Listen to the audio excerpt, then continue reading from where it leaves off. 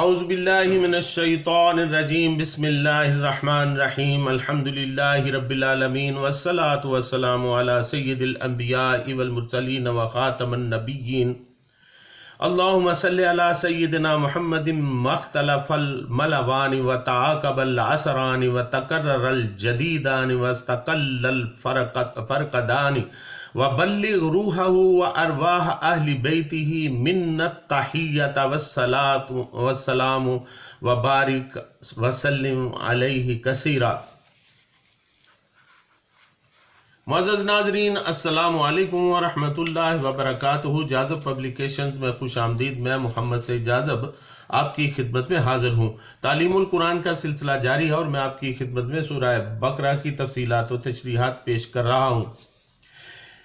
ناظرین، آج کی نشست میں سورہ بقرہ کی آیت نمبر 189 شامل ہے۔ یہاں اللہ تعالیٰ نے ارشاد فرمایا، یسألونک عن الأہلہ قل ہی مواقیت للناس والحج ولیس البر بأن تأتوا البیوت من ظہورها ولكن البر من اتقى وأتوا البیوت من ابوابها واتقوا اللہ لعلکم تفلحون۔ دریافت کرتے ہیں آپ صلی اللہ علیہ وسلم سے نئے چاند کے بارے میں۔ آپ صلی اللہ علیہ وسلم فرما دیجئے کہ یہ اوقات مقرر کرنے کا ذریعہ ہے لوگوں کے لیے اور حج کے لیے، اور یہ کوئی نیکی نہیں کہ تم داخل ہو گھروں میں ان کی پشت سے۔ ہاں، نیکی تو یہ ہے کہ تم تقوی اختیار کرو، لہٰذا تم گھروں میں ان کے دروازوں سے آؤ اور اللہ تعالیٰ سے ڈرتے رہو تاکہ تم کامیاب ہو جاؤ۔ ناظرین، چاند ایک وقت کا پیمانہ ہے، اس لیے ارشاد فرمایا اللہ تعالیٰ نے کہ یسألون عن الأہلہ قل ہی مواقیت للناس والحج۔ دریافت کرتے ہیں آپ صلی اللہ علیہ وسلم سے نئے چاند کے بارے میں۔ آپ صلی اللہ علیہ وسلم ان سے فرما دیجئے کہ یہ اوقات مقرر کرنے کا ذریعہ ہے لوگوں کے لیے اور حج کے لیے۔ حضور اکرم صلی اللہ علیہ وسلم سے پہلے بعض معاشرے چاند کی پرستش بھی کرتے تھے اور اس کے متعلق بہت سے توہمات بھی عام تھے، چنانچہ لوگ اپنے اپنے نظریات اور توہمات کے حوالہ سے آپ صلی اللہ علیہ وسلم سے نئے چاند کے بارے میں سوال کرتے رہتے تھے۔ ان کو مطمئن کرنے کے لیے اللہ تعالیٰ نے اس آیہ کریمہ میں جواب دیا ہے کہ نیا چاند اوقات مقرر کرنے کا ذریعہ ہے۔ اس سے ایک تو وقت کی اہمیت کو اجاگر کیا گیا ہے اور دوسرے چاند کی حرکات کی طرف انسان کی توجہ مبذول کرائی گئی ہے، جن پر غور کرتے ہوئے مسلمان سائنسدانوں نے علم فلکیات کی بنیاد رکھی اور سب سے پہلے سورج، چاند اور دیگر ستاروں، سیاروں کے متعلق وہ معلومات دریافت کی جن کی بنیاد اس دور میں خلا کی تسخیر ممکن ہوئی۔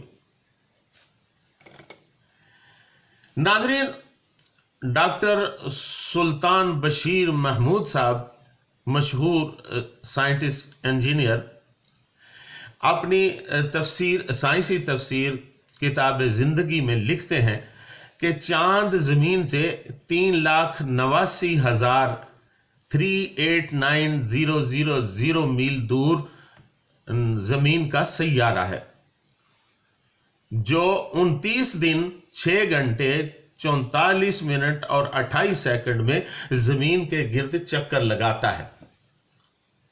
قدیم زمانہ میں لوگ سالوں اور مہینوں کا حساب اسی قدرتی کلاک سے لگاتے تھے، اور آج بھی کئی تہذیبوں مثلاً جاپان، کوریا، اسلامی ممالک میں وغیرہ کے لوگ اپنے دنوں، مہینوں اور سالوں کا حساب چاند ہی سے لگاتے ہیں۔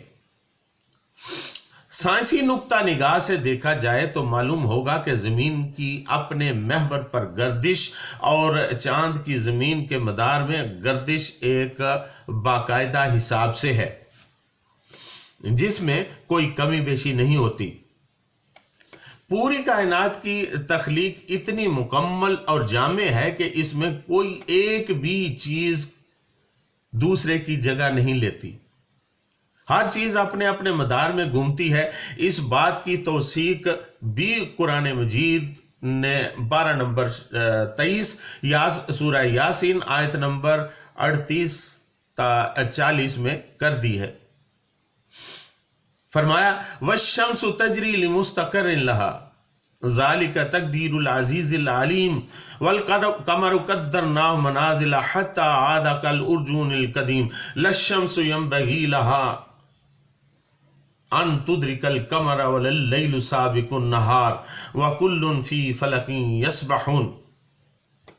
اور یہ جو سورج چلتا رہتا ہے اپنے ٹھکانے کی طرف، یہ اندازہ مقرر کیا ہوا ہے اس رب کا جو غالب جاننے والا ہے۔ اور ذرا چاند کو دیکھو، ہم نے مقرر کر دی ہیں اس کے لیے منزلیں، آخر کار ہو جاتا ہے کھجور کی بوسیدہ ٹہنی کی مانند۔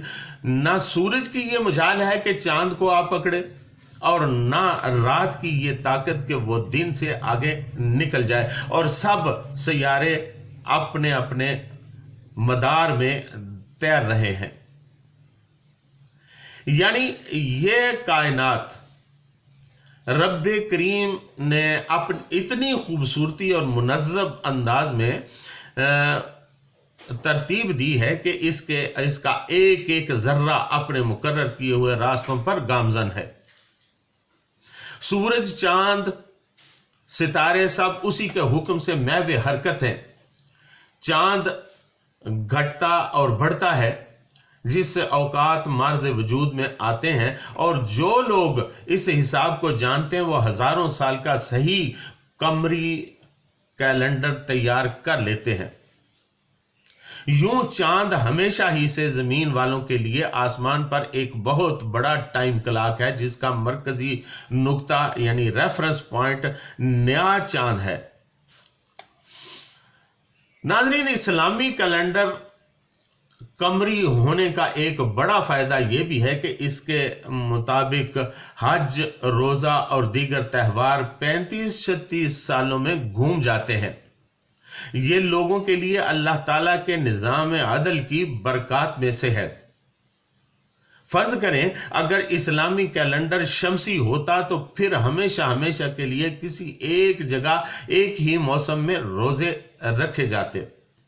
چنانچہ بعض علاقوں کے لوگوں پر ہمیشہ کے لیے جون کی گرمی کے روزے ہوتے، اور انہی دنوں میں زمین کی دوسری طرف لوگ دسمبر میں روزے رکھ رہے ہوتے۔ یوں کرۂ ارض پر مختلف لوگوں کی حق تلفی ہوتی، لیکن اسلام نے قمری کیلنڈر اختیار کر کے دنیا بھر کے لوگوں کے لیے عبادات میں عدل قائم کر دیا۔ ناظرین، دور جاہلیت کی ایک فضول رسم کا یہاں پر تذکرہ کیا گیا ہے۔ وَلَيْسَ الْبِرُّ بِأَن تَأْتُوا الْبُيُوتَ مِنْ ظُهُورِهَا وَلَكِنَّ الْبِرَّ مَنِ اتَّقَىٰ وَأْتُوا الْبُيُوتَ مِنْ أَبْوَابِهَا وَاتَّقُوا اللَّهَ لَعَلَّكُمْ تُفْلِحُونَ۔ اور نیکی یہ نہیں کہ تم اپنے گھروں میں ان کی پشت سے داخل ہو، بلکہ نیکی تو یہ ہے کہ تم تقوی اختیار کرو، اپنے گھروں میں ان کے دروازوں سے داخل ہوا کرو اور اللہ تعالیٰ سے ڈرتے رہو تاکہ تم کامیابی حاصل کرو۔ یہاں دور جاہلیت کے عربوں کی ایک اور فضول رسم کی طرف اشارہ ہے۔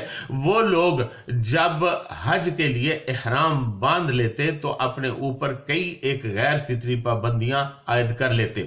مثلا گھروں میں سیدھے دروازوں سے داخل ہونے کی بجائے پچھواڑے سے دیواریں پھلانگ کر آتے۔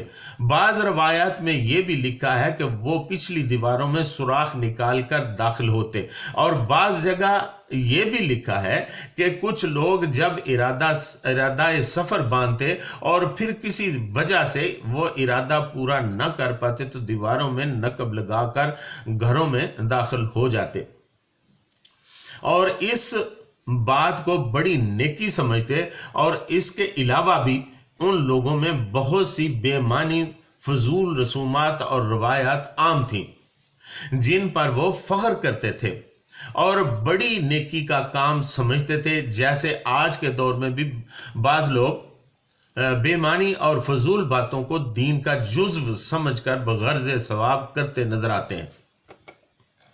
ایسی تمام مذہبی رسومات کی کہ جن کی سند اللہ تعالیٰ کے نبی صلی اللہ علیہ وسلم سے اور قرآن کریم سے نہیں ملتی، ان سب کی نفی اس آیہ کریمہ میں موجود ہے۔ اس سے پتہ چلتا ہے کہ اصل دین اللہ تعالیٰ سے ڈرنا اور اس کی محبت، نیک عمل کرنا ہے، یعنی فلاح، کامیابی سیدھے سادے دین کی پیروی میں ہے، مذہبی گورکھ دندوں میں نہیں ہے۔ جس کام کی سند رسول کریم صلی اللہ علیہ وسلم سے نہیں، اسے مذہب کے نام پر کرنا یا نہ کرنا جائز نہیں ہے۔ البتہ جن باتوں کا اللہ تعالیٰ اور اس کے رسول صلی اللہ علیہ وسلم نے حکم دیا ہے، ان کو نہایت احتیاط سے کرنا چاہیے۔ یہی دین قیم ہے اور اسی پر کاربند رہنا چاہیے۔ اس دعا کے ساتھ کہ اللہ تعالیٰ ہمیں قرآن مجید کو سمجھنے اور اس پر عمل کرنے کی توفیق عطا فرمائے، آپ سے اجازت چاہوں گا۔ وما علینا الا البلاغ المبین۔